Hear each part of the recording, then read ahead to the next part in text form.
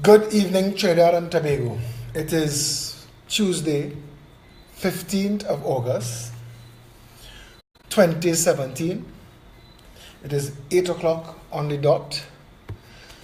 And the litany of issues that are sent to me on a daily basis to address and how to choose what to deal with on top of everything else that goes on naturally in the public space leaves me in the last half an hour before the actual going live to study and to think what dovetails well with what is going on in the nation naturally. A friend of mine was walking in the Arangwe Savannah. She was exercising, doing her exercise. She was there with other people. The place was crowded. And she went for a last lap. It was in the evening yesterday. And while coming around the bend, she recognized the activities of two gentlemen and she suspected that she was out too far. She realized that for a minute, that moment that dawns on you, just before the current takes you, that minute before you're attacked, when you know you're in danger. She knew she was in danger and she was held up at gunpoint on the running track in the Arangwe Savannah, 7 o'clock in the evening. And they took her phone and they threatened her with a gun. In a nation where it is too easy for young men to lose their way. It is too easy for young men to put their hands on guns. It is too easy for young men to see other people in this country as prey. And it is far too easy for you to find yourself in danger doing normal everyday things. In a nation where people who went for the weekend to Mearu all found themselves victims of armed robbery, because this is a nation where guns are too easy to be had. In a country where your prime minister cannot account yet for his failure to secure the people a right under the constitution. Your prime minister cannot explain yet, even though I know that son of a bitch stalks this wall, because I hear it in his words and I know he watches these videos. And since January 17, 2017, we've been asking publicly to build a maritime security wall that would end the drug trade, that would end the drug smuggling, that would end the human trafficking, but he's done nothing. Reginald McLean has embarrassed the crap out of our Coast Guard by showing picture after picture, morning, noon and night for weeks straight, that the boats don't leave the dock. We are paying our Coast Guard to be tied alongside. This is a nation where the police service is demotivated and ill-disciplined, and the young men coming into the police service are frustrated early on by the corruption in the ranks. In a country that is deliberately mismanaged by a small minority who use the discontent and squalor of the suffering class and turn it loose on the rest of the public to keep them distracted while they make off with the bounty of the land. But recently, something went wrong.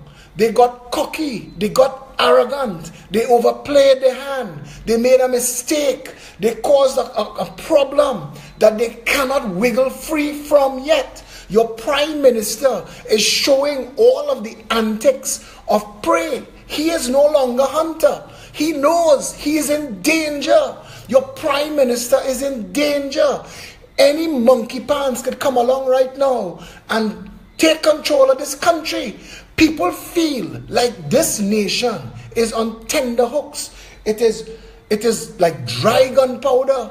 You expect any minute. You wouldn't be surprised. You wouldn't be surprised. The country is mismanaged and run aground. The last government stole everything. The crumbs they left, this government taking credit and stealing that too. We have a problem, Trinidad and Tobago, and we have to face it. That our reality, our normal, there's a saying, normal to the spider is chaos to the fly. There is a saying, joke for schoolboy is death for crapo. We in Trinidad and Tobago have to face the reality that our country is run aground, that Rome is burning, that Camelot is collapsing. Find the analogy that floats your boat. The Titanic is bearing down on the iceberg. Trinidad and Tobago is in a very bad state. And if we don't wake up to what took place today, the empire strike back. Today, the 1% forced the hand of the prime minister that belongs to them and appointed themselves. They've ripped the curtain wide. Christian Mute, give me a bloody break. What is Christian Mute qualified to do? Where's his standing in law? The police service right now have a responsibility to Trinidad and Tobago. If Christian Mute accepts that responsibility from Keith Rowley to go and arrest him for interfering with justice, with the administration of justice, this is a mad situation we're in. Christian Mute has no standing in law. Keith Rowley has no authority to appoint him. And if anybody ever said a better word to describe Trinidad and Tobago, it was King David Rudder. So while you're calling everybody out and telling them we're on the inside, let me hear what Rudder had to say. Share this with you. We're going to rip this one apart.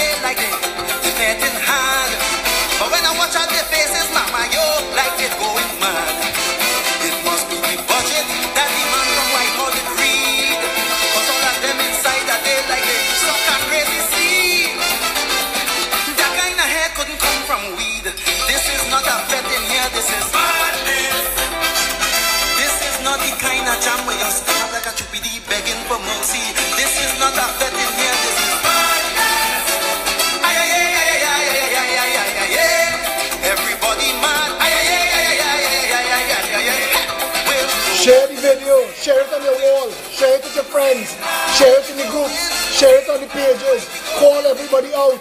We need to have a conversation. Trinidad and Tobago, we need to mount a rescue. Our nation is in peril.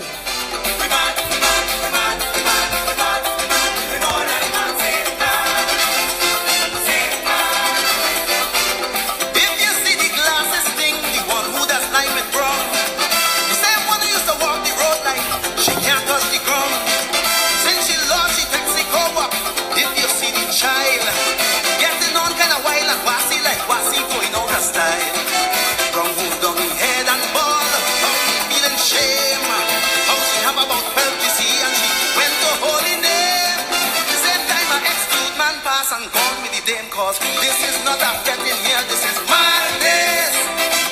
This is not the kind of jam where you stand like a mumu, the rhythm go jam you. This is not a fete in here, this is madness. Ay, ay, ay, ay, ay, ay, ay, ay, ay, ay, ay. Everybody mad. Ay, ay, ay, ay, ay, ay, ay, ay, ay, ay, ay, ay. Where we going? Where we going? Where we going? Why we going there?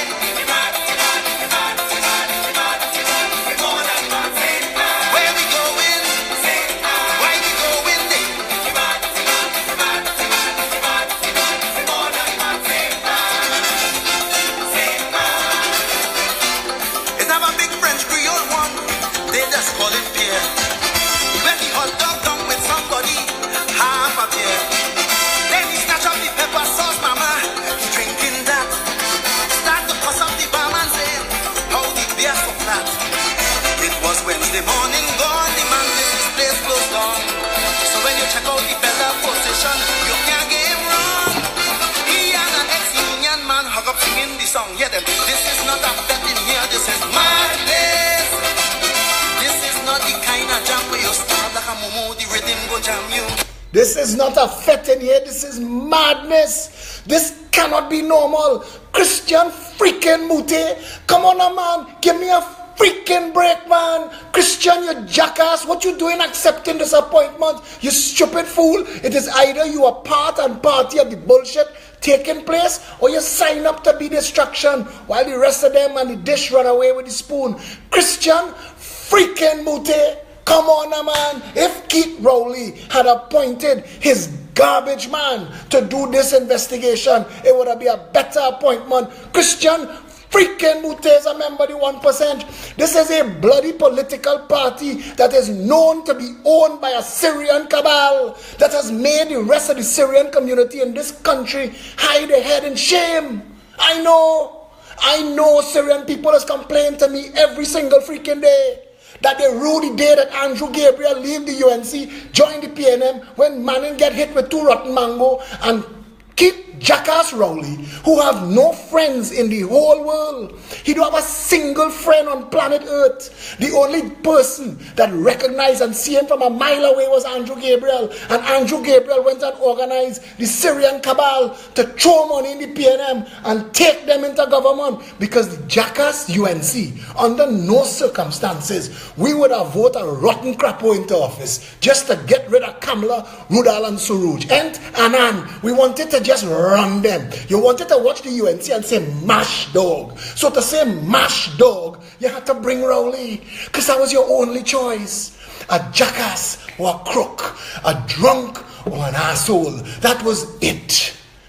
In a nation where we had to choose the lesser of 2 evils, we end up with an evil government.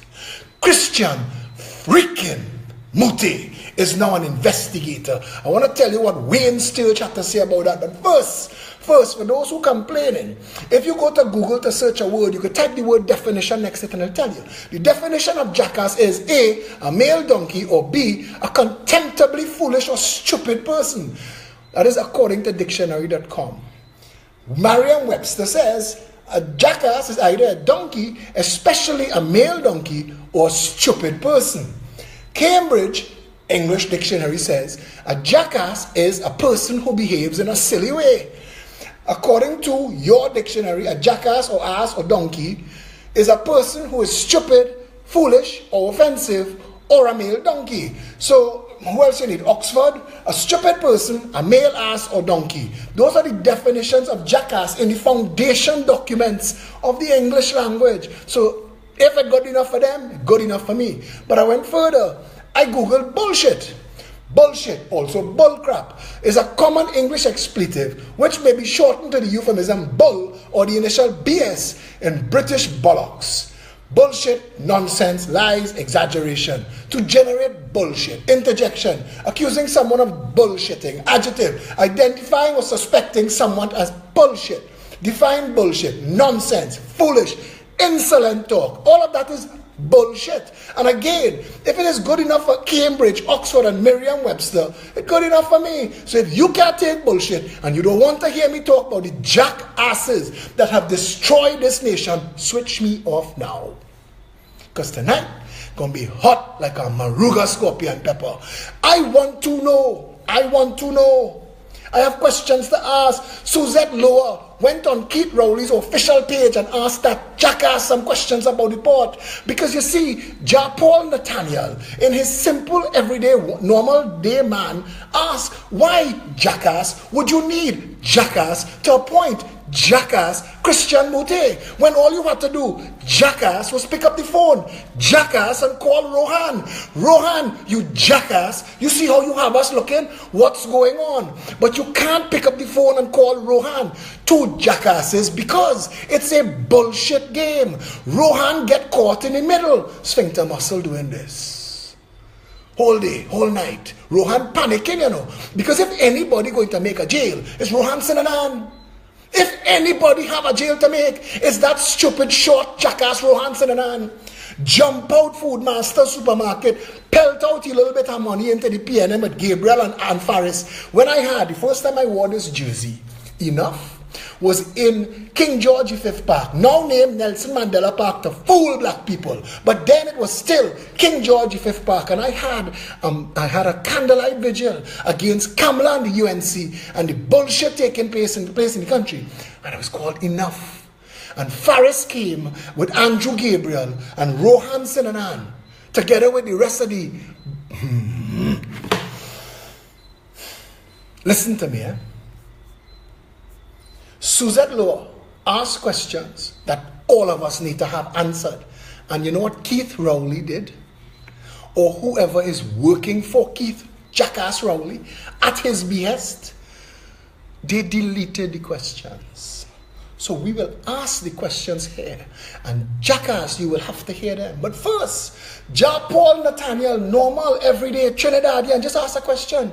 Keith Rowley is a real nastiness. You're hiring an investigator to figure out what went wrong with the Bridgman's deal.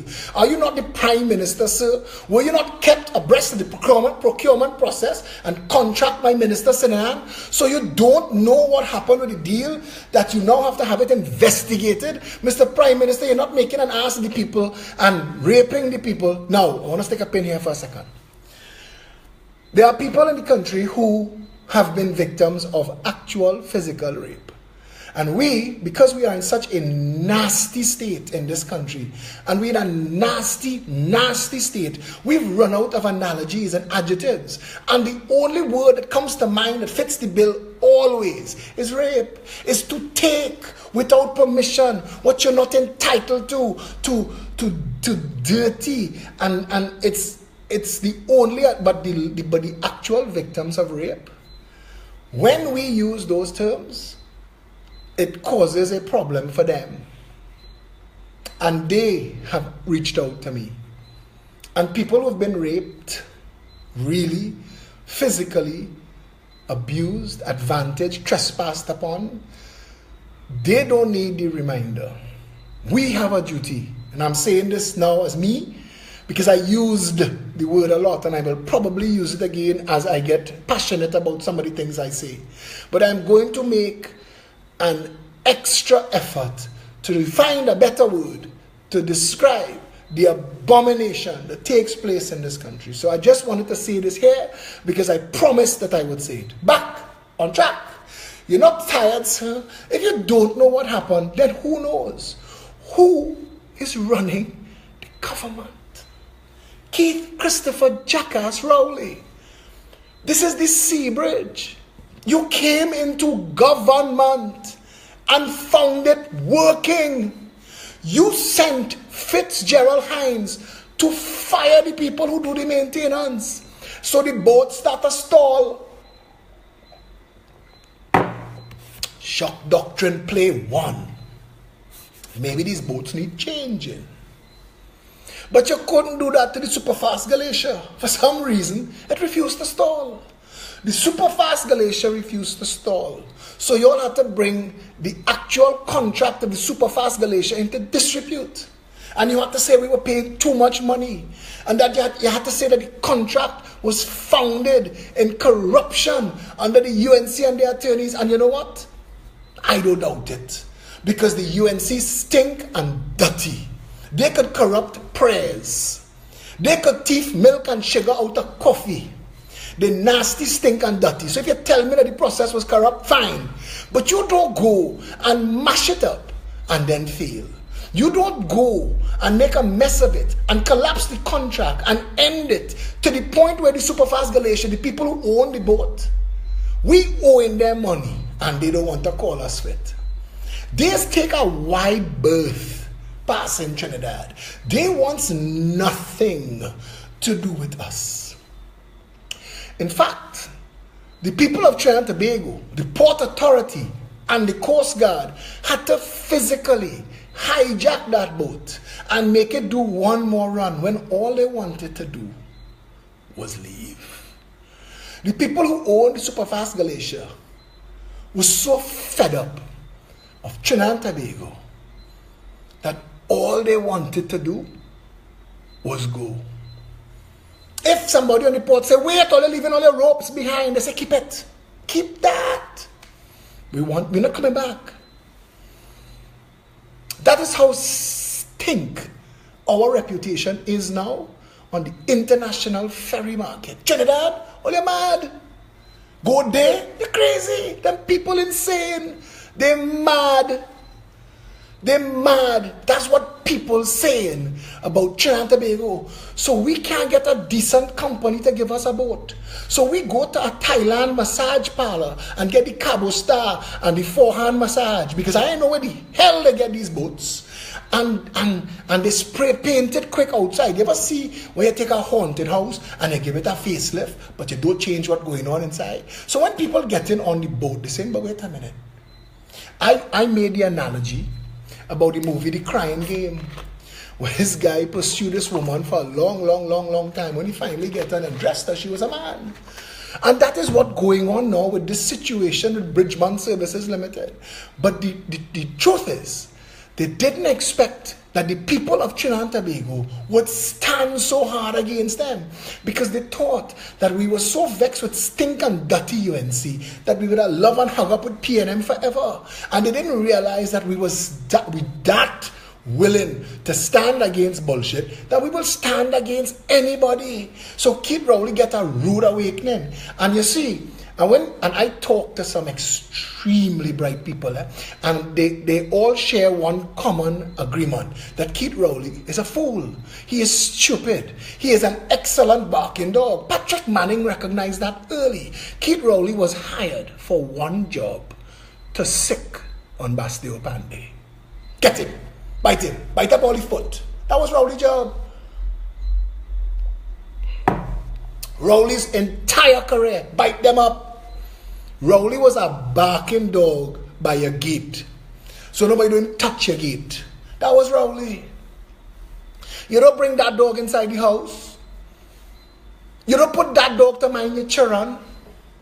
That dog, for one thing, bark, bite, make noise. So now we in a problem, because the attack dog attacking we dog biting up we. Manning said in the parliament, he knew, and he's a son of a bitch. I tell you why. Because he admitted knowing that is why he brought Rowley into the parliament. Stink and dirty politics. My friend, when you oppose him, he becomes a raging bull. You knew, Patrick Manning. You knew. That is why I will never wish that you rest in peace. I know that you are one of the most devious and deceitful men to ever aspire to any high office in this country. So miss me with your bullshit. And all those who are trying to rewrite history, Saint Patrick of the Dwen Cathedral, give me a break. But come back to this. Come back to what took place today. Because you have a situation where the cabinet made a decision. And the Prime Minister is the captain and chief cook and bottle washer of the cabinet. The Prime Minister is the king. The Prime Minister is Tito Capo of the cabinet. Rohan Sinanan is a flunky, a functionary, a work. I'll put you a gear 10 days. Go and run the port. But Rohan Sinanan doesn't have the authority to make a decision on his own. It has to come back to the cabinet. And the cabinet cannot make a decision without the Prime Minister. So the Prime Minister has to know what is going on with Bridgman Services. Understand where we at. This appointment of Christian Mute is bullshit on about 9 levels, But let's start with level 1. The lie. That he would need an independent investigation into his own decisions. Keith Rowley has hired somebody to investigate the events that flowed from his own decisions. Now, dwell on that for a minute. Wayne Sturge said, sadly, the time has come to hit the streets. If it is a fact that the general manager of the port has been suspended and his computer seized, I have to ask why and by whose authority. This is obviously to limit the efficiency of a non-political appointee being a whistleblower, possibly even discredit him. Is this being done to provide the guilty with advanced knowledge of what is being documented? This means if criminal charges are ever laid, the persons charged will claim that the evidence of an impartial witness which could assist in their defense went missing or was the subject of interference. The machinations have begun, with only a limited few seeing the long view and consequences. Let the games begin. But I told Trinidad way back in April, and I said when the bacchanal started with the superfast glacier, because it was still here and they still had a chance, and I told Trinidad and Tobago bullshit coming, bacchanal coming. I saw that play. Shock doctrine. Mash up the sea bridge, mash up the ferry, and you and your partners could go and bring a barge, boy.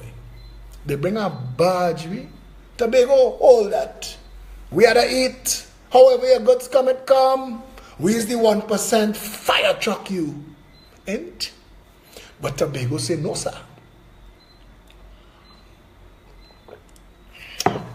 And those 2 THA seats, Tobago seats, fire truck with THA, that's a waste of time. That's just a way to thief money.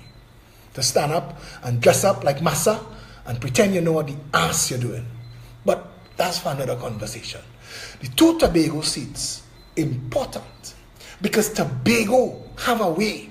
You see, like Arima, when Patrick Manning thought he was Long John Silver and what he want go play, you see, you end up with 3 clowns. Dr. Lincoln Douglas, Roger Samuel, and Anil Roberts in the parliament.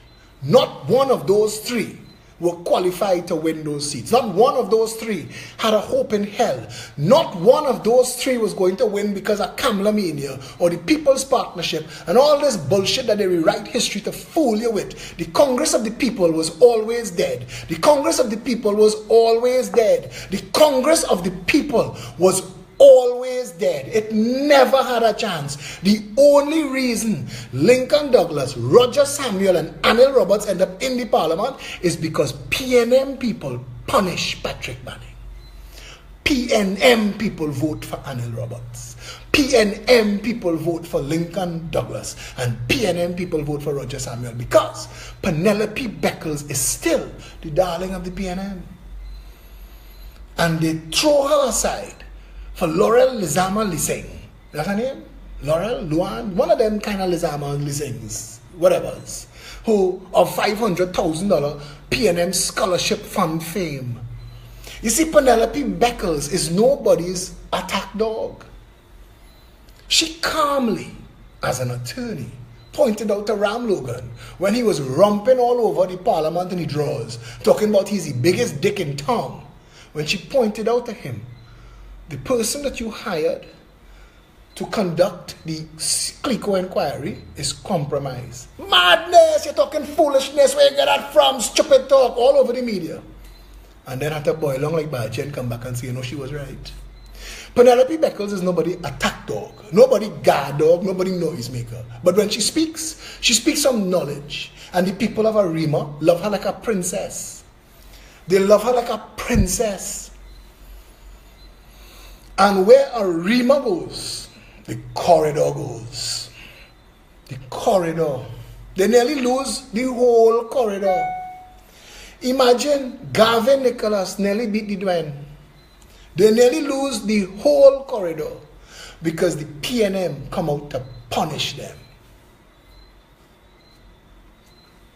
You have to know how politics works in this country to understand how we end up where we are today. We have voted against and against. We are like a nation. You ever see a man on a rope slowly sliding down the rope? Every time we have an election, we slide down a little more.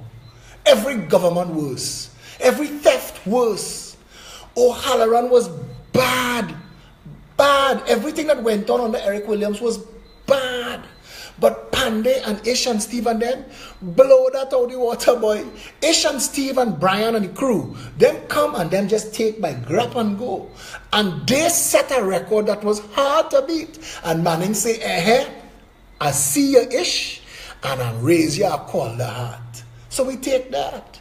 Call the heart, jam we and jam we and jam we. And Kamala and Anil, Anil get a show about corruption. You see this country mad. Anil Roberts, a show about corruption. Anyway, Kamala say, there's corruption. And look what went on. What the UNC didn't thief. So this government, them just bust through the door. They ain't pretend. They ain't pretend to be here for government. Forget all of you. You have no food, you have no medicine, forget you. What contract you want? You want to go and wash down a stadium, go and wash down, open the stadium. Look, 300 million for that. What you want to do? What? You could mash that up, build one back there. They even pretend to be about government. Keith Rowley know his legacy will be thief in chief. He is already regarded as the most stupid prime minister we've ever had. Not one single person, not even a PNM sycophant, want to claim him anymore. The man is a dud. He is a misfire. He is a fool of epic proportions. I would love to debate Keith Rowley, but if I have to debate him, duct tape my mouth so he could get a head start. Because I want to tell you something. The man, foolish in bright light and pure darkness. He is a jackass. You could put a saddle on him and ride him, but you might get lost. He's a clown, a circus performer, pure entertainment. Everything that he did for the 5 years as leader of opposition was to make noise and create bacchanal. Couture artists. That is what he was. Take the Syrian money and bust them up. Make up shit, email gate. I mean, anywhere else in the world, somebody would have made a jail over email gate. Either the people who accused or the accuser. Only in Trinidad and Tobago, you could have the country grind to a halt where the leader of the opposition could accuse the prime minister of plotting to murder a journalist and to move the DPP and make him a judge so that they could get the control and that the then security advisor Griffith and Suraj Rambachan and Anand Ramlogan was plotting to destabilize this and do that only in Trinidad and Tobago. All them big names called, and not one single person brought to justice. And nobody charged with wasting police time. Because that should have been the outcome. Keith Rowley should have been arrested for wasting police time. You see, he get away with parliamentary privilege in the parliament. But when it hit the law books outside, they had to decide, is this a fraudulent attempt at corrupting the process? Is this man trying to steal the government by trick? Is this larceny? Keith Rowley was to make a jail for that. Keith Christopher Lionel Rowley, that man. And I real vexed tonight. And as of tonight, Keith Rowley is not my prime minister. I reject you. As of tonight, every action I take is to agitate for an election. We must fire Keith Christopher Rowley. This country cannot survive another month. We cannot survive. There is nowhere you could go, nothing you could do. What has to happen? Do you need to be walking down the aisle in high-low and a man rob you there? What has to happen? You have to get raped in church? What has to happen for you to realize that the country has run aground? It's total chaos. What do you do now? What do you do now? The only solution is to fire the entire clunker.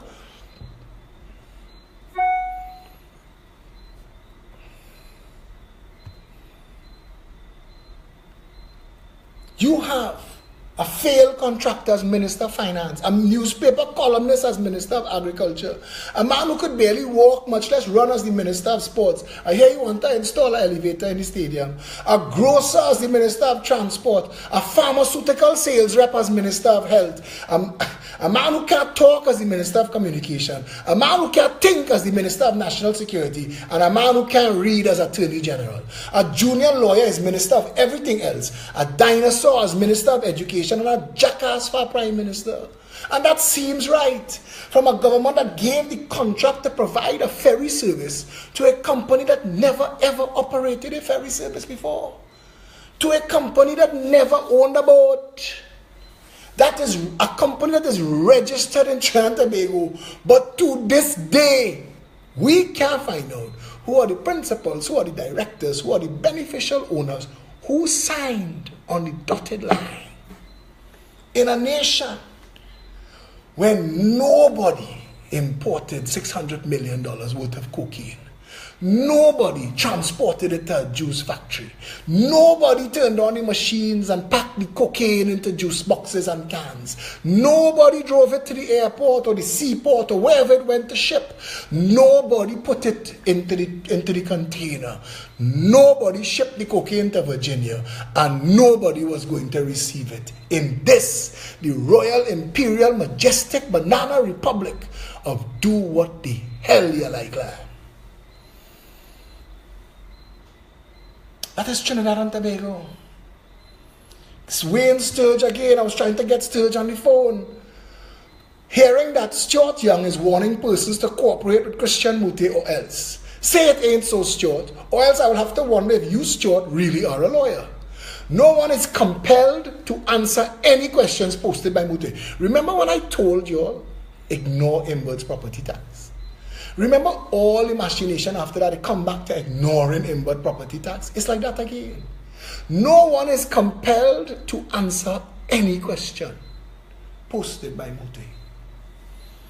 Outside of Balize House, Mute has no power to compel anyone to answer questions, produce documents, etc.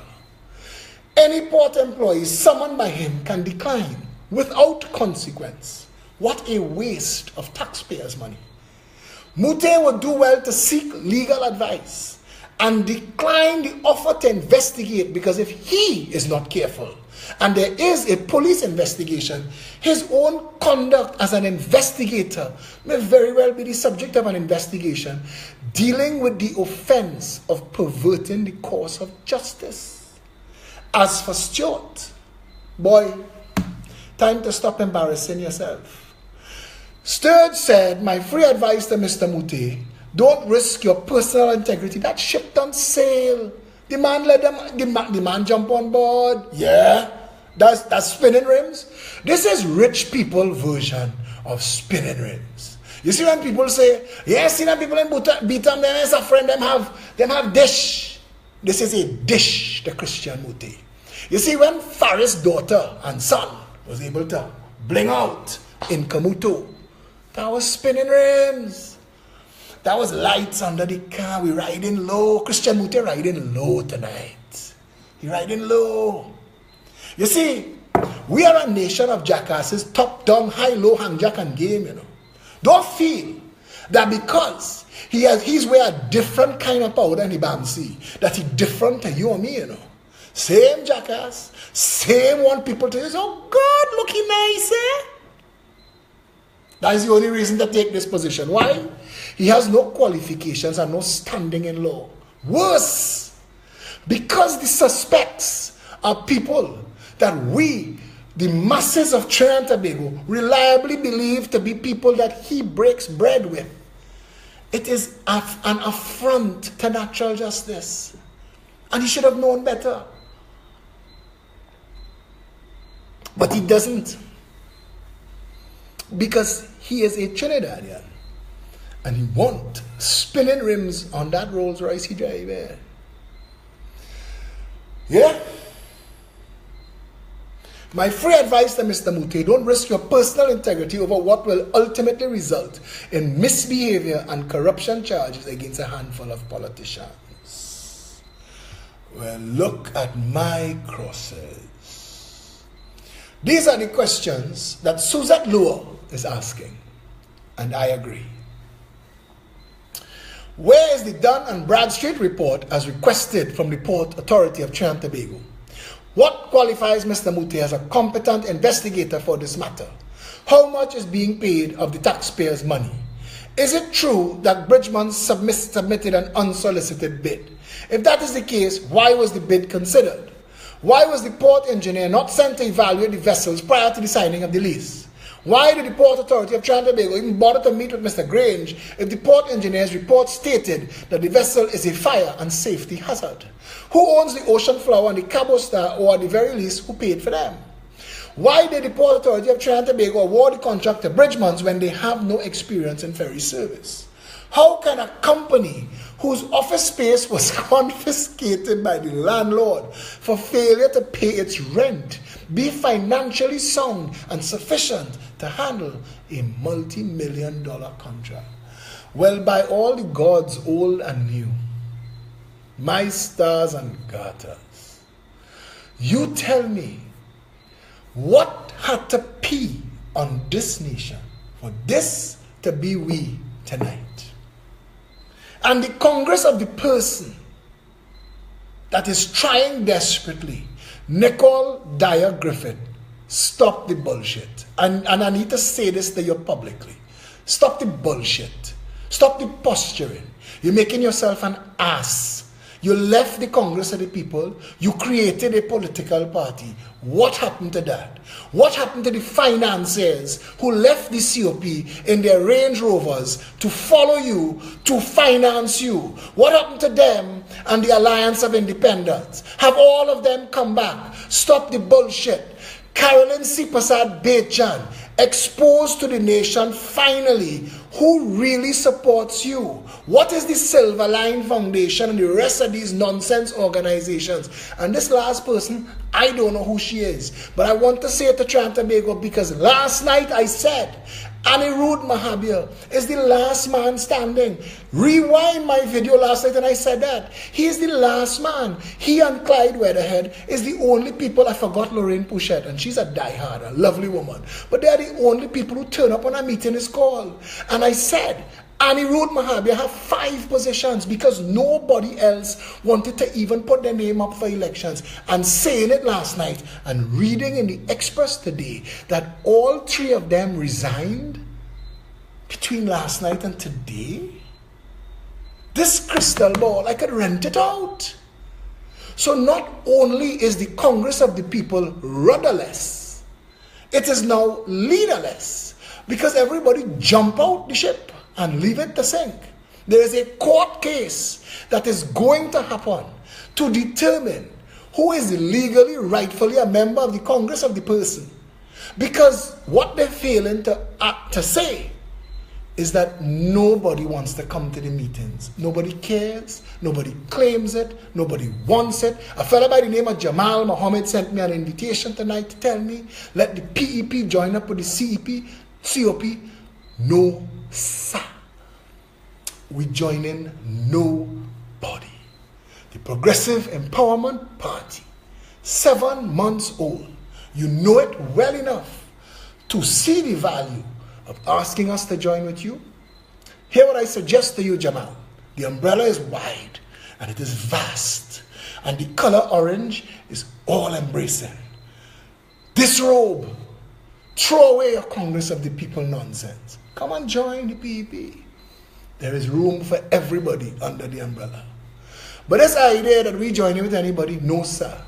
And to this day, you see, Gary Griffith is my boy, he's my horse, he's my spar. Nicole is his wife. But I can't continue to give Nicole a blight because Nicole is Gary's wife. What made Nicole put God out of her thoughts and destroyed what was left of her career? She is going to be the person. You ever hear the joke about the fella who buy the donkey and the donkey dead, so he raffled the dead donkey for $5 a ticket? And his partner asked him, boy, you'll get in trouble. He said, no. He said, you can't raffle a dead donkey. He said, why? He said, because somebody going to win and realize the dead donkey dead. He said, I'll give that person back their money. Nicole Dyer Griffith, if you win that election, you're going and win a dead donkey. Trust me when I tell you that. They have no amount of money, the junior Syrian cabal, who looking to pump some money into the COP, they don't have enough money to make people think that that party have any value. This idea that all you're going and bring Louis Lising and Conrad Enel and Mariano Brown and that somehow that will inveigle people to come and follow the COP, that's not going to work. It's dead. All they follow Trinidadians now, they're not on bullshit anymore. And the last thing they want to see right now is professional politicians. As Kurt Allen called them, parliamentarians. They have no interest. In 7 months, this party hosting a barbecue on Saturday. They can't print tickets fast enough. And El Pecos tell me today, he said, boy, let's sell tickets to boys. Food we make. Food can't run out. Says 5 branch service in you Saturday. So if you haven't gotten your tickets yet to Saturday's barbecue, reach out to Felicia Holder. Go to the office on 19 Stadmore Avenue. Lima, Giselle, Karen, the rest of the crew, they're around. Buy your tickets. We want you to know. Let them laugh. We don't want no deep pocket financiers. If we have to wash car and have crews to make money to finance this party, that is what we're doing. Keep your big money, pal. Because it's the same Range Rover drivers. If we get into power, we're going to be asking questions. Brother, who gave you this state land and told you that it was okay to make it into a housing project when you applied for it as farmland? How did this become a commercial sector? Come on. Squatters' rights. In this papi show land, David rather say, nearly everything is a papi show. I vex, boy. I vex. I can't believe how low we've come. We've come to the point now where Trinidad and Tobago have to look at itself in the mirror and realize that that thing growing on its back, it cancerous. The 1%. This is a real situation. They're defending their turf. They're defending their turf. The appointment of Christian Mute as an investigator is an affront to decency and an insult to the people of Trinidad and Tobago. And we must reject that like you rejected Mario Sabga Aboud. So I want to tell you the language that Christian Mute understands. We will make a list of every business that he and they own and boycott them all. I want to say this to you. Understand me very clearly that the power of the people is what is important now. And it is time that your vote, your labor, and your consumption show this nation that the tail doesn't wag the dog. Yes, we've been led astray for years. Yes, they've made fools of our people. Yes, that is true. But I still think that we have a long, long way to go. And I feel that we could come back from this. And I feel that we could survive. And I feel the people of Trinidad and Tobago could get themselves into a position where all of those people who are masquerading as successful businessmen will be exposed. People ask me today, how could you ask Mario Sabga Aboud where his money come from? But ask any other businessman who's trying to open a branch how difficult it is to get overdraft to even float your boat. So how did he get funding to build 126 stores? If you're so mannish to say that you're the Starbucks of the Caribbean and you're open what to my arithmetic, St. Mary's College arithmetic was a store a month for 10 years. Where the money come from? Boast about that too. Show we the numbers. I'm interested in seeing that, Mario.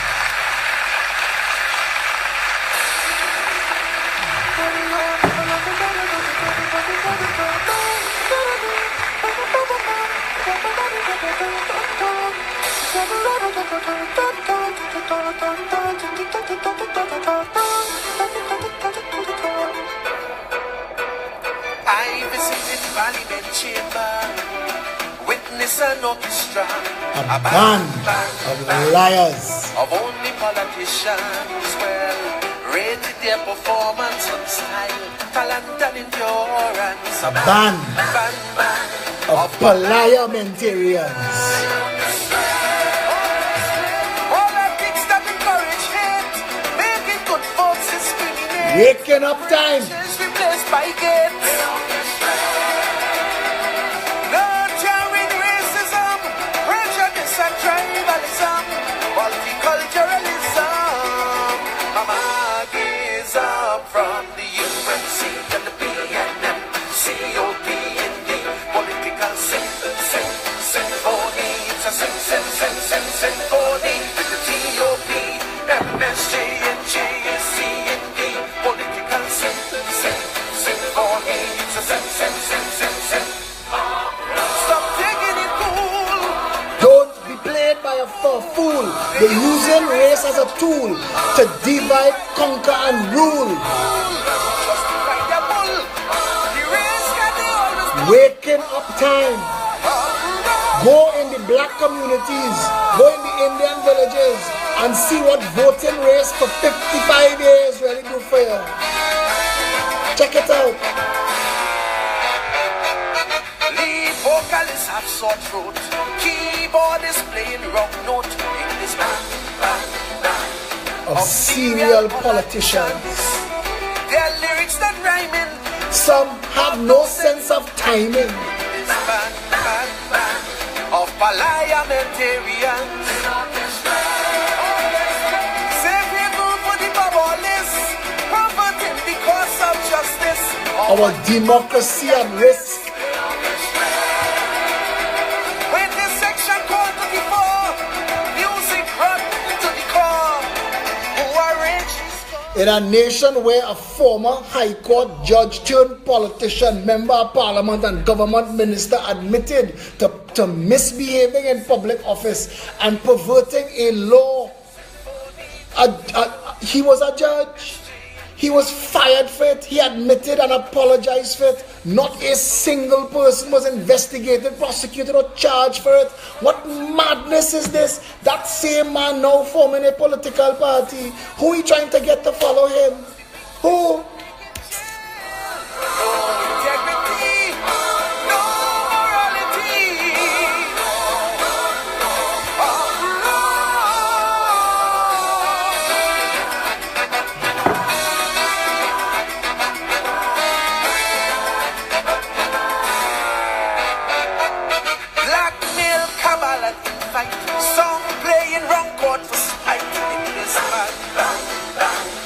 Notorious politicians, while Dr. Kublal singing is noise making and booing from this band of parliamentarians. Like a cult pushing one head, singing songs of heartless and dread, wishing for people to dead. With a big winter crowd audience, complimentary to cause disturbance and striking performance, arrogance with the UNC and the PNM, COP and the political symphony. It's a symphony with the GOP, MSJ and JSC and the political symphony. It's a symphony. Check out the crime rate, the violence inflate.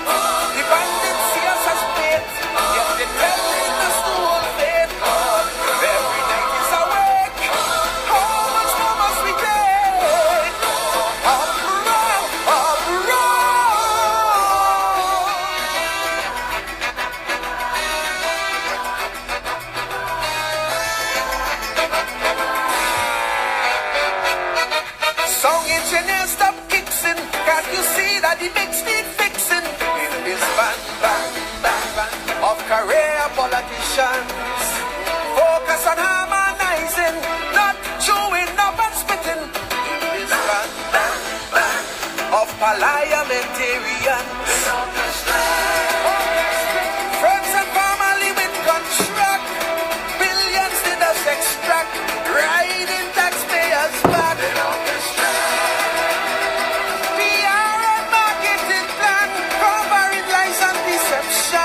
Bamboozling the Dan, population, the UNC and the PNM and the COP and the political symphony. It's a symphony with the GOP, MSJ and JSC and the political symphony. It's a symphony. Time to clench your fists, stand up and insist. We can't continue like this. We'll end up in a crisis. Lord, the power of the world, let your voices be heard.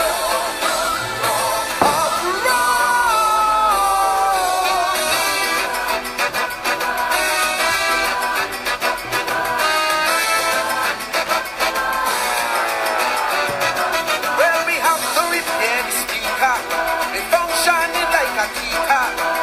Terrible acoustics, causing feedback and static. They say every creed and race Bound to find a whining space. without shame, without disgrace. They're whining up in the people's face.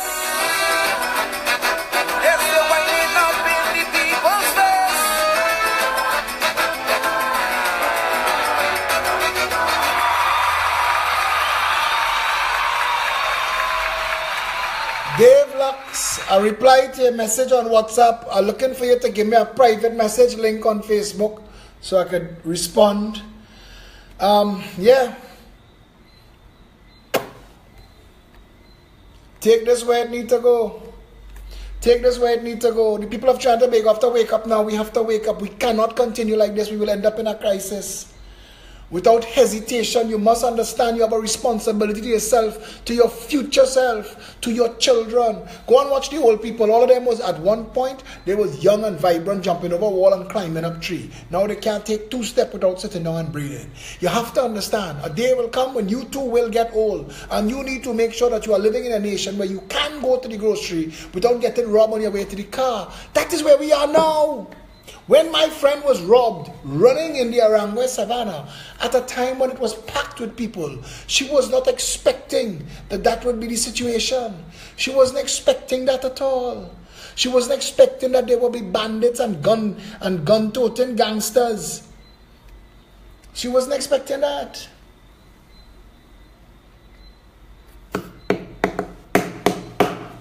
Yeah? We don't talk plans, programs, policies, and ideas. Everybody know the PEP's plans, programs, policies, and ideas. Rebuild the family, rebuild the community, empower the constituency, put the power of the cabinet and the parliament back in the hands of the people, recall referendum, campaign finance reform, and procurement. You know we want to give everybody the right to own a home, even the minimum wage earners. We don't have to talk all this talk. You know it now. What you have to decide is, if this nonsense that has passed for governance for 55 years, are you so mentally broken? Are you so deceived and set apart from your own common sense that you cannot take massive corrective action? I want to tell you something. A cancer diagnosis is the fastest way to stop smoking, you know. That is the fastest way to stop smoking. When that doctor watch you in your face and say, partner, it is 1 year with it, 2 years without it. You decide. You never want that cigarette again. Of course, when it is too late. You could cut back on the sugar cake and the cake and all the pastries and the ice cream when you get the type 2 diabetes diagnosis. We are a people like that. We are a people that get in an accident and then say, you know what, I shouldn't be driving fast. We're after the factors. You're living in a country where the government has the authority right now by law to do what the ass they want. And the only way to stop them is for the people, the same way the people of every country in the world brought their government to heel. By your vote, by your labor, by your consumption. That is what a country runs on. You are the power and the authority of this country. You. Simple little you. To the gentleman who saw me in the passageway in that plaza today, who told me he wants to come to our meetings and he wants to write the information on my wall but can't. To him I say, just remember when election time come along, vote orange. Vote orange then, because we will be able to rescue you then. But you can't say that you don't have a chance. And I said last week, Trinidadians could no longer say that they don't know what is wrong with their country or how to fix it. Hear this that was sent to me today. Now I want you to understand, healthcare workers in this country are gagged by law. Healthcare workers in this country are gagged by law, and doctors are ready to walk off the job. I want you to pay attention to this.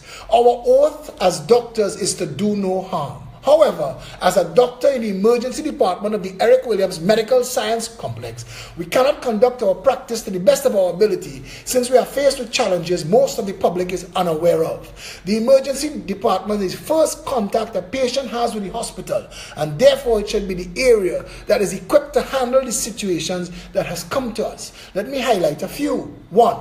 Sometimes we take up shift without basic necessities such as needles, blood bottles, gauze, bandages, alcohol for sanitation, gloves, record forms, just to name a few. Now I want to tell you something. In the army, on the front line, there's a soldier called a medic, and in his backpack, that's what he has. And without those things, Fireburn. So if the emergency room cannot sanitize you, record your attendance, bandage your wound, what is the point of a $6.25 billion healthcare sector? But you see, it is far too easy to gag healthcare workers, to make it illegal. Doctors could be punished for speaking out, and they fed up to the point where doctors say they ready to make a jail. That this is bullshit. Number two, the emergency department is severely overcrowded. Overcrowding in the hospital is a chronic problem. This is why we tell Kamla Prasad, we say, miss us with your bullshit and your $1 billion children's hospital that costs 10 times more than it should have. And why the Progressive Empowerment Party advocates for the creation of 41 healthcare centers in each constituency, 24/7, complete with accident and emergency and trauma center, that it would have its own minor surgery suite, that it could stop the bleeding, set the bones, it could respond to a heart attack. Every doctor that I speak to says, your plan, that 41 constituency healthcare plan, that is the solution. We're voting for you. With a simple solution being restructuring of the emergency department with adequate staff and facilities to ensure that patients are taken to the ward efficiently. We cannot keep using the corridors as a makeshift ward. We have patients in mobile beds in the corridors when we run out of space. How is this even allowed? Is this not an invasion of privacy for each of the patients who is exposed? Is this not exposing the patients to other illnesses? However, priority is given to polishing the floors with chemicals that I myself have allergic reactions to. I'm guessing this is to ensure the Minister of Health does not slip and fall the next time he visits. Yes, there was a first. 3, part of our entire overcrowding system is the continuous allowance of patient relatives into the emergency department. We as doctors are sometimes threatened, videotaped and victimized by patient relatives who come in aggressively demanding urgent care for an ingrown toenail when I may be dealing with a cardiac arrest patient. We have health centers that can help curb this. These health centers are underused, leaving us an over-abused system. You know what I'm telling you? The above leads me to security. Security officials are often working as they see fit. They do nothing to ensure the safety of the staff. Their main concern is the building. I assume the walls will die if it gets shot or stabbed. This is a doctor, you know. You know how frustrated a doctor has to reach to write this bullshit to me? But who does he turn to? The pharmaceutical sales rep that is the Minister of Health? The corruption and bubblologist that run in the Regional Health Authority? Who does he go to? The jackass Prime Minister? I assume the wall will die if it gets shot or stabbed. Many times doctors have been threatened verbally and physically by members of the public. When security officials are called upon to intervene, they blatantly refuse. When police are contacted, they pass the responsibility onto the security officials. Please keep in mind we are responsible for ourselves in this case, and nothing covers our safety. If we act in self-defense, we will also be held accountable for it. Just now, our doctors will have to go to work packing heat. What are we to do then? I am a man. I may be able to defend myself to some extent. There are many ladies who work in the department that are often leaving shifts on their own. 5, for the emergency department to function, we need a team effort from escorts and nurses as well. We have some excellent and hard-working individuals who go above and beyond their duty. To them I say thank you and keep doing what you do. We appreciate you extensively for it. However, how can we function efficiently if a doctor many times I have to double up and do the nurse and the escort's job? Public holiday or day after, good luck having sufficient nurses and escorts at work. We as doctors have to come out to work. So if you miss us from the area we were assigned, it may be because we have to go hunt for a nurse or escort, or even maybe because we are moving around the patient ourselves. 6, we as doctors have a duty to save and protect on a medical perspective. People get sick, family members worry. At no time are we as doctors responsible for what patients do on their own time and space. If someone chooses to act without personal protective equipment and proper safety precaution, becomes injured and comes to an emergency department for treatment, we are entitled to do the utmost best we can to pacify the situation and aid in recovery. If at any point a patient chooses not to take our advice into consideration on leaving the emergency department, it is no longer our responsibility. Listen, it goes on. The reason I am reading that into the public space is that there is a vacuum where leadership should be in this country. The country has run aground, but it is not terminal. We could fix this place. This place could fix. Step one has to be a proper diagnosis. You are being mismanaged at the government level. The PNM and the UNC, the only answer that they are to any question is who the hell we need to be voting out. Those two parties are the cancers that have corrupted and destroyed this nation, that has led us to the point where the people don't know what next to do. If doctors are pulling their hair out of their head, if we are at a point where the Prime Minister could appoint somebody to investigate him, a man that is readily believed to be a member of the very cabal that put that government in office, how is the people to trust anybody? How do you get the police service? How do you get the police service to act when they don't trust their superiors? And how do the superiors change if they don't have leadership from on top? How? How? Our truth, our reality. Yeah?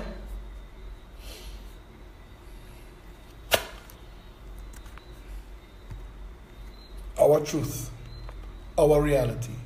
This Saturday at noon, we know for a fact we have over 600 people coming because we have over 600 tickets sold. I know that there are now more tickets that have been made available. So get your hands on them. They're limited. We want to get this to be a massive turnout. People need to come and see who are their brothers and sisters in the change that is sweeping the land. I want us to get to a critical mass of people so that people stop being afraid of victimization. That they know that if they're terrorized in their job or victimized for being a member of the Progressive Empowerment Party, we will push back. We will push back. We will boycott and destroy. We will help you get another job, but we will make sure that the person who fired you or victimized you for your constitutional freedom to choose who you support politically will pay that price.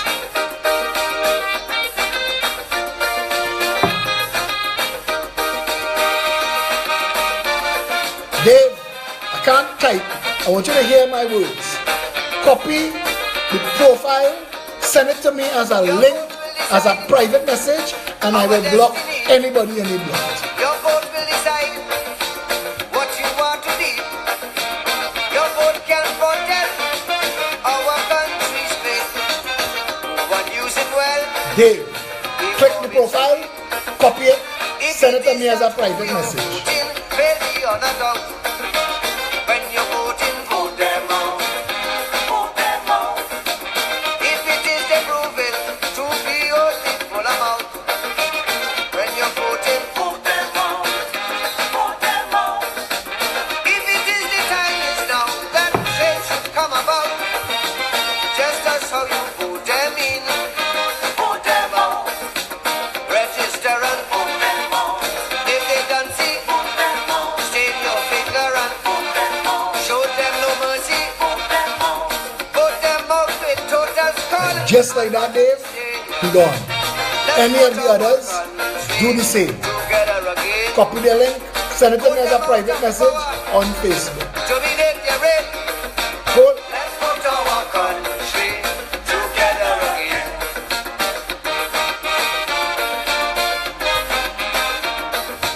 There is a petition that has been created, and this is what the petition says. Who made this petition? Prime Minister Mr. Keith Rowley, we the people do not believe that the appointment of Mr. Christian Mute is in the best interest of the country. You all realize that the appointment didn't go on a letterhead and they spelled Mute name wrong? This country is in the toilet. We can't even do wrong right. Mr. Mute's perceived affiliation to the PNM produces doubt in the minds of the people that this investigation be for the purposes of getting the truth behind the Bridgman Services Group awarded contract. The people believe, therefore, that there is a chance of cover-up, and we do not feel that this is the route the government should take at this time. We're calling you to remove or revoke the appointment of Mr. Mute and contract an independent forensic auditor to handle this investigation in the best interest of the people. I share that.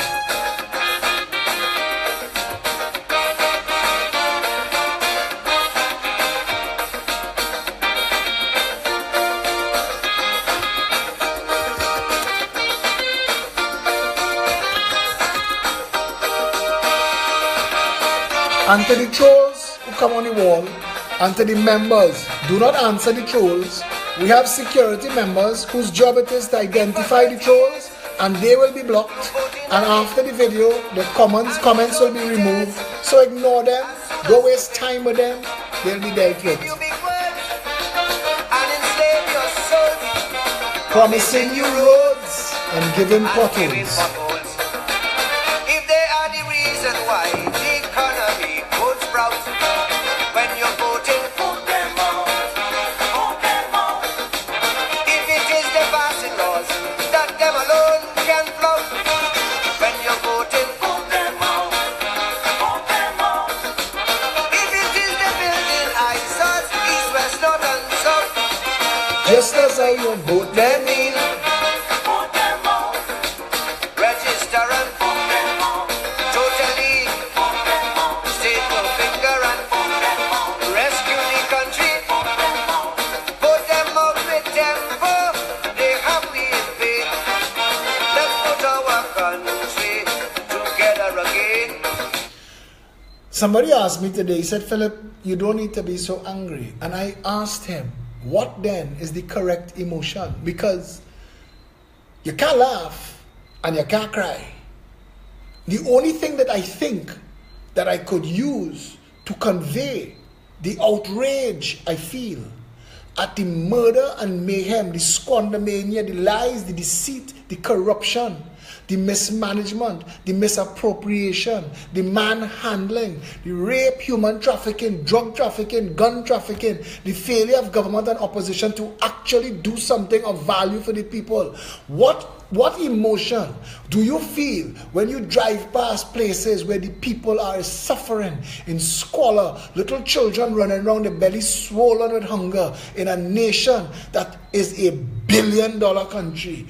What is the correct emotion? You tell me, because if you need me smiling on this video every night to make a change, brother, I will smile with the best of them. Tell me. Put them out with calypso and joyous refrain. Let's put our country together again.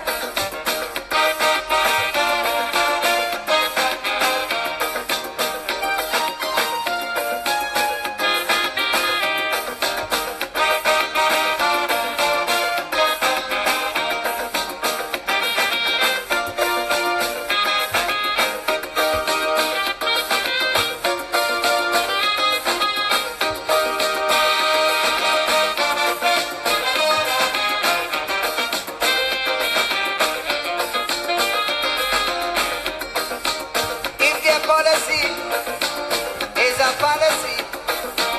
Your bureaucracy, A catastrophe. If they cannot cope and you see it so, then your only hope is for them to go. If it is fabrication, these statements that they spout, when you're voting, vote them out, vote them out. If it is a frustration, does make you want to shout, when you're voting, vote them out, vote them out. Before they misuse out, deeper sell out and digs out. If it you, put them in, vote them out. Register and vote them out. All of them, vote them out. Stick your finger and vote them out. Them on the system, vote them out. Put them out in Scarborough and in Port of Spain. Let's put our country together again. Put them out in Komuto and in Laromet. Let's put our country together again.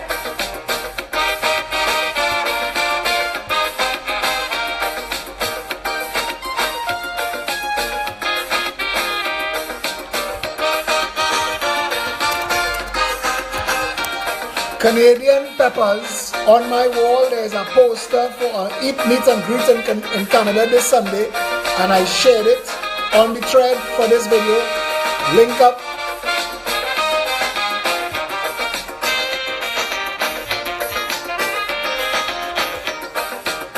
People must come first, citizens by right. None of we are worse, yellow, black or white.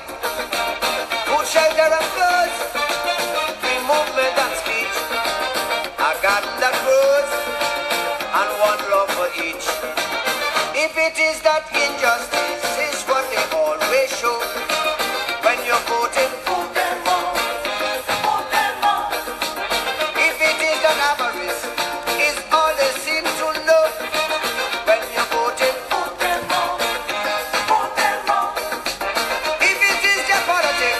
El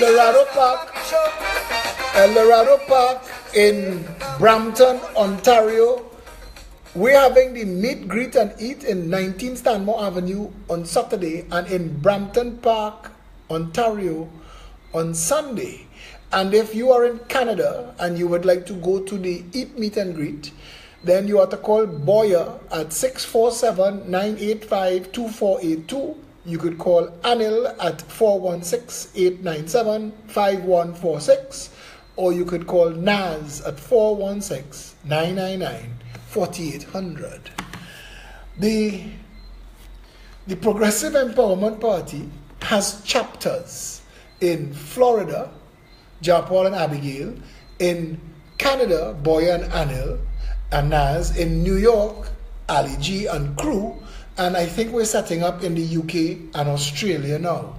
Ali G is the person who is linking up the overseas chapters, because Carla Jane, we moved her into the advisory council to pick up work with the medical policies of the Progressive Empowerment Party, and Ali G is a force to be reckoned with. So yeah, if you are anywhere in the world and you think that you would like to start to even be the caretaker of the Progressive Empowerment Party in Africa, Europe, China, India, reach out to Ali G. The Progressive Empowerment Party wants to be the place where Trinidadians who have been dispersed to the four winds at least link back with Trinidad and Tobago, because we all have one same plan in mind, which is to get this country back to being the paradise it's supposed to be. I want to tell you something. This country is sick bad. It's sick bad. But it can be cured. And the first medicine has to be to end the PNM and the UNC from ever holding reins of power in this country again. See the machinations behind things like the Congress of the People. See all that nonsense from a mile away. All these little alphabet parties that be informed and cock and waiting for an election to join up and digs up and line up and make you feel like that is governance. The Progressive Empowerment Party has a public meeting every 2 weeks since we formed, since we born, every 2 weeks. Stanmore Avenue, we've been to San Fernando twice, we've been to Chaguanas, we've been to Santa Cruz, we've been to Barrackpore. Saturday we went to Napuna. Next week Saturday we in Point 14. We are going to go to all 41 constituencies over and over and over every 2 weeks. Plus, in between those every 2 weeks, we have a members meeting every Saturday. So every other week, you could come and meet the members of the Progressive Empowerment Party. Make yourselves available to serve. Join the party. Become a volunteer. If you want to be the caretaker of your constituency while we're building out and getting ready for elections, make yourself known to Ken Biscom and Diana, who's heading up membership. If you want to donate to the party and help us in the cause, if you want to sign up to give us a $50 a month, $100 a month, $1,000 a month, $10,000 a month if you can afford it, reach out to Shari. She is in charge of finance, or Felicia Holder, the chairman of the party. We have a massive communications and graphics team led by Dilworth. We have an advisory council, but they kind of operating in the dark web. Their job is to take all the policies and turn them into programs. If you're a critical thinker or have massive experience in law, medicine, or you have ideas that you'd like to bring to the table, contact me. And if I think that this is something, and you'll meet some of the other members, and if it fits, you will fit. We have a steering committee, an events committee. If you like to organize things like parties and cruises and barbecues and blockos, we want to have a massive carnival party. We even talking about doing an orange juve. So if you're interested in being part of that, link up with Nessa. Again, touch base with Felicia. Vanessa, but her name is Nessa on Facebook. She heads up that. Members for the security arm, we have the interim leader of that is Dave Lux. He's on the thread. Link up with him. We have a nice, strong security team that looks after the party and all of its events. We have a political office. Unlike other parties, we have an office open every single day, Monday to Saturday, 12 to 3, for you to come in, sign up, join up, ask all the questions you want. Come and be a part of the most transparent, open, democratic, loving people-centered political organization in the history of Trinidad and Tobago. If you are in Tobago and you would like to assist, Tropical Storm Abby Smith Warner is our person on the ground in Tobago. Link up with Abby Smith and she will help you come on board and help build Tobago East, Tobago West. We plan to be 41, we plan to be present in all 41 constituencies. We are going to go to every single constituency in this country, bringing our message of hope and opportunity. And if you would like to be a part of anything there, send an email to peptrinbago@gmail.com. We're playing All Fours and Lyman this Saturday from 11 a.m., 19 Stanmore Avenue. Come and join us. If you have any facilities, properties that you would like to make available to the PEP to set up satellite offices, we need to be north, east, west, south, central, and Tobago. And if you could assist us, we would gladly appreciate your extending that courtesy. We have an app. It is available on the Google and the Apple stores, and it's downloading for free. We have a website that is dropping at noon on Saturday, and it is absolutely blow your mind beautiful. The website is coming, the newsletter is coming. The Progressive Empowerment Party is your party. We plan to have a membership capable of holding an election January 17, 2018. Come and be a part of the build-out of the most progressive political organization in the history of this country. All of our plans, all of our policies are idea-driven by the members. We work from the ground up. Everything is discussed with your principles, our policies, our programs, our ideas. Come and add your voice. As long as you are a civic-minded patriot, love this country, Trinidad and Tobago, want to see it do better, once you believe that every creed and race should have an equal place and share in the bounty of this land, once you also share in the belief that from the ground up, the person, the community, the neighborhood, the constituency is how we rebuild the country, then come and have a conversation with us. Join hands together with us, one people under one flag. The Orange Revolution is here to stay. We are planning to challenge for the next general election whenever it is called, and we are looking to groom candidates in every constituency now to put you on the ground so that the people could get to know you and you would have support of the party as you bring information back from the ground as to the needs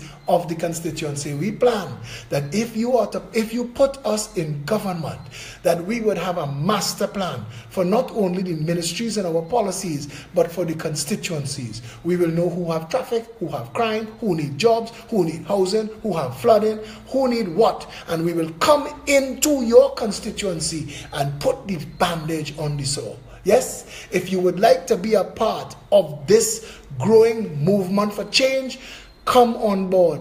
There is room under the umbrella for everybody. And don't mind that you was part of another party. All of us at some point make mistakes in life. We had no choices. We say, okay, eeny, meeny, miny, mo, I'll take the PNM. Okay, that ain't working out. Take the UNC. Okay, that ain't working out. Go back by the PNM. We've all done it. Don't feel shame. Now, they have a saying. Making a mistake is not the problem. Continuing to make the mistake is. Now that you know that there are solutions and a real opportunity to rescue this country, come on board. To all of you who are here with me tonight, thank you. There may not be a live video tomorrow as I may have to go to a family event and it's people from abroad and overseas and stuff, and that may have to happen, and it starts at 6, so if it finishes by 9 and I can do the video later, I will. So I'm just giving you a heads up. In case there is no video tomorrow night, do not freak out and start sending messages all over the place looking for me. It is that we may not have a video tomorrow. Yes, to all of you who are with me tonight, thank you very much.